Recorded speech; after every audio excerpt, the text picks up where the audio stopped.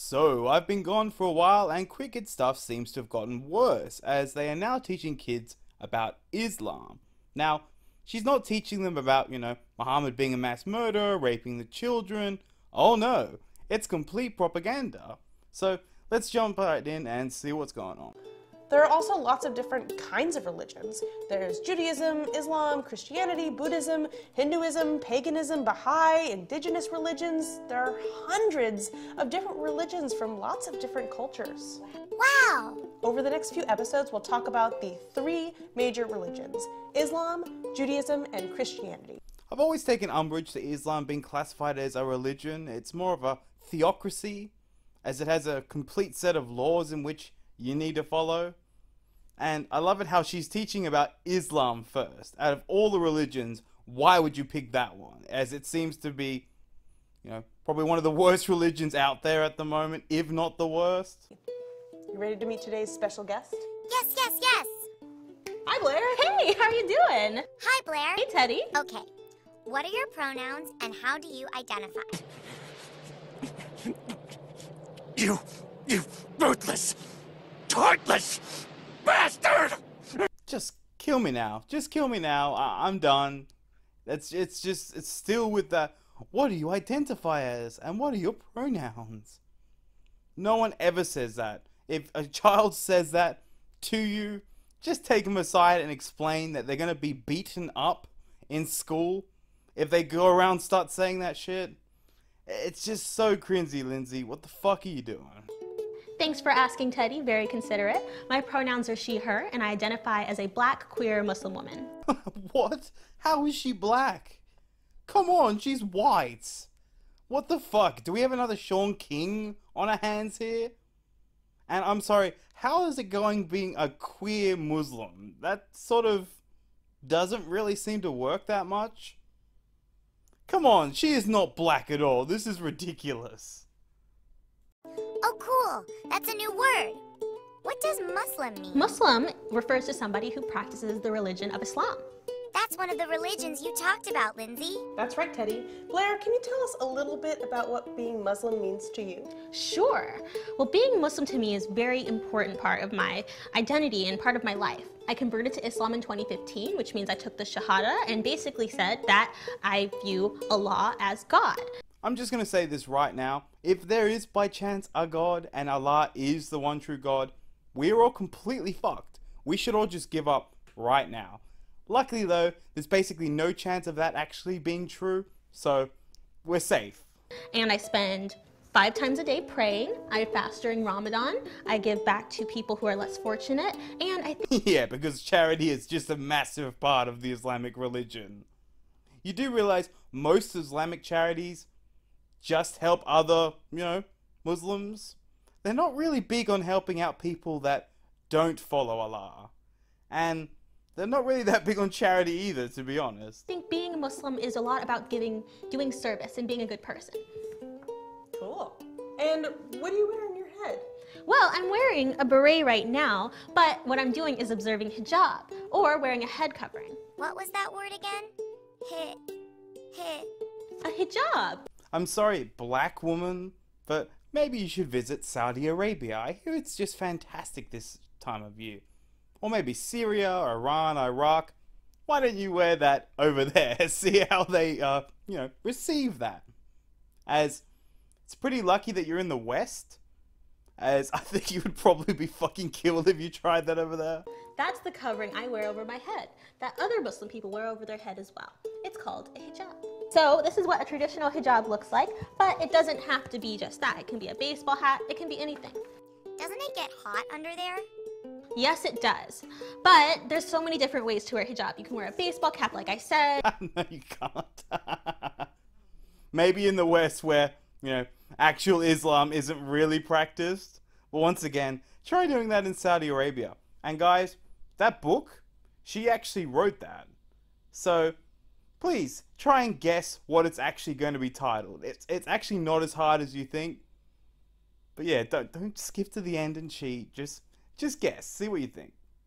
You can wear nothing, because a hijab isn't just what you're wearing. Sometimes it's how you're behaving. So if you're a Muslim person, it means not catcalling. It means not treating people with disrespect. I will not let you destroy my world!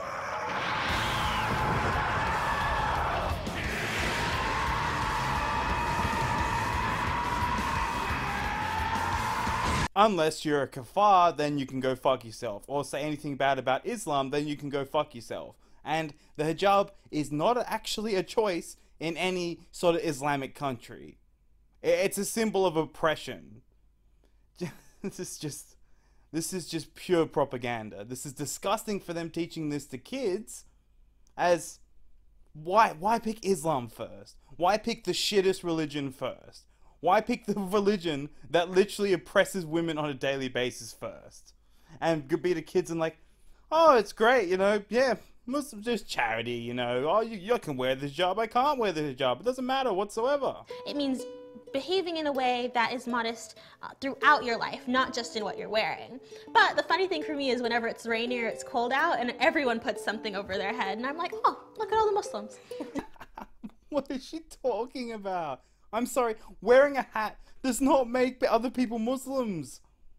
It's if everyone started wearing hijabs, yes, even though for the men that'd be pretty weird and they'd probably be excommunicated, but still, you can't actually believe the shit that you're spouting. Oh no, wait, you think you're black, so yeah, you probably actually do.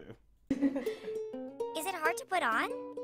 Sometimes it's difficult, but with practice, you can do anything. And I would go on YouTube all the time and look at YouTubers like Dina Torkia, who would put on a turban, which is a hijab that comes above your neck, or a traditional hijab like the picture I showed you. There's so many different ways. And it took me from an hour to put on a hijab to now I can do it in like 5 seconds.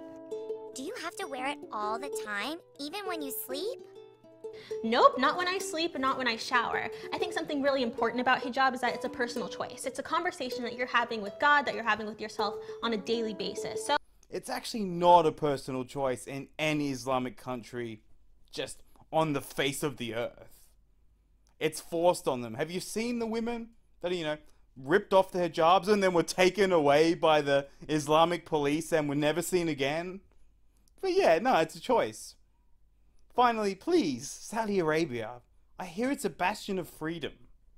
Why don't you take Lindsay and just go have a fun time? We'll wait a couple of years. If we don't hear from you, we'll send someone, don't worry. if I wake up in the morning and I don't want to wear a head covering, I don't do it.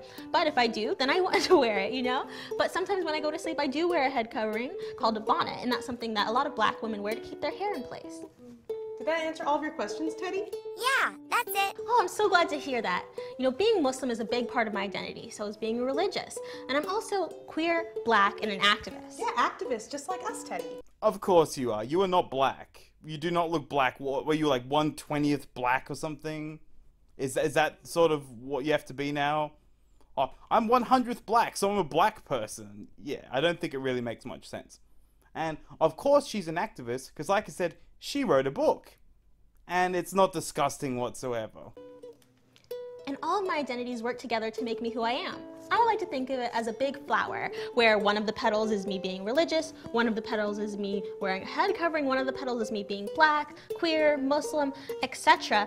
And all of those petals come together. And as you go through your life, things may change. You might identify differently, you might have one of those petals go away and a new petal arrive. But it all makes you the beautiful person you are. Uh-huh. How can religious Muslim and hijab all be a separate petal? And what, are you going to identify as Asian next and then what, Hispanic a couple of years in the future? Is that really the end goal here or what? Now, we're coming up to the book and hopefully you've guessed what it's called, as it's just, oh fuck, so stereotypically feminist bullshit that it's not disgusting teaching this to children whatsoever. It's beautiful. We've just got to respect, you know, other cultures, even if they believe in female genital mutilation, that women are just less than men, you know, child brides, that's completely fine. If you don't do that, you're a bigot, or you're probably Islamophobic. Thank you so much for helping us, Blair. Thank you so much for having me, and I hope I answered a lot of questions about Islam, but of course if you have more, there's a lot of ways to find me. Totally. So be sure to follow Blair on Twitter and Instagram and to grab her new book.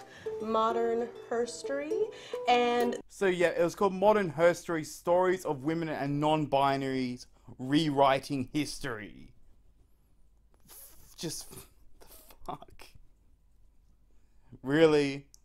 How does being a Muslim and, you know, supporting non-binary people, how does that even work? How does any of this even work? And do we really think this is a great idea to be teaching children just complete lies about Islam? You know, I think they're gonna hate you if they actually do convert and then find out that it's fucking awful and that their views on women are fucking terrible. And that, you know, the hijab, if you actually get into like a, you know, sort of traditional religious family, that's actually not a choice. Fuck me. I am swearing so much in my videos. This is just...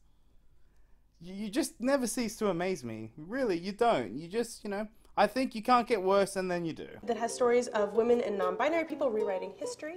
It's really good. Don't forget to subscribe to Queer Kid Stuff and to Blair's new channel, Mars and Blair, which is going to be launching in 2019. Woo! Don't forget to subscribe and support our videos through monthly donations on Patreon, like those awesome people over there. And you can also make a one-time donation through our PayPal. Catch new videos every other Sunday on YouTube. And I think that's it. We'll see you next time We'll see on you next time Kid at Stuff. Queer Kid Stuff. Mundane Matt is a fat, soy-soaked, penisless abomination who cries over YouTube form letters. You know, I feel like I should read that one though, Ben. looks a lot No like soy, the same no thing fat, that Dick no Masterson filler. said on some other. So, to all the people that are supporting her on Patreon, what are you doing? How can you actually think this is okay? And of course she's starting a YouTube channel. It's probably going to be aimed at kids as well. Just get them while they're young. Isn't that the motto of the fucking lunatics? But anyway, I have a question. Do you think Queer Kid Stuff's better than Matt, worse than Matt? Or do you even think they're closer to, say, Ian Miles Chung? You know, the fucking absolute scumbag. Let me know in the comment section down below. But anyway, I have nothing else to say really. This is just fucking disgusting. I really am sick of people lying about Islam and acting like it's just never done nothing. Is there actually any good Islamic country, you know, that actually meets Western standards? I'm so sick of people, you know, it's like, oh, it's Islam, so yeah, it's good in terms of other Islamic... No, to Western standards. Is there any good Islamic country?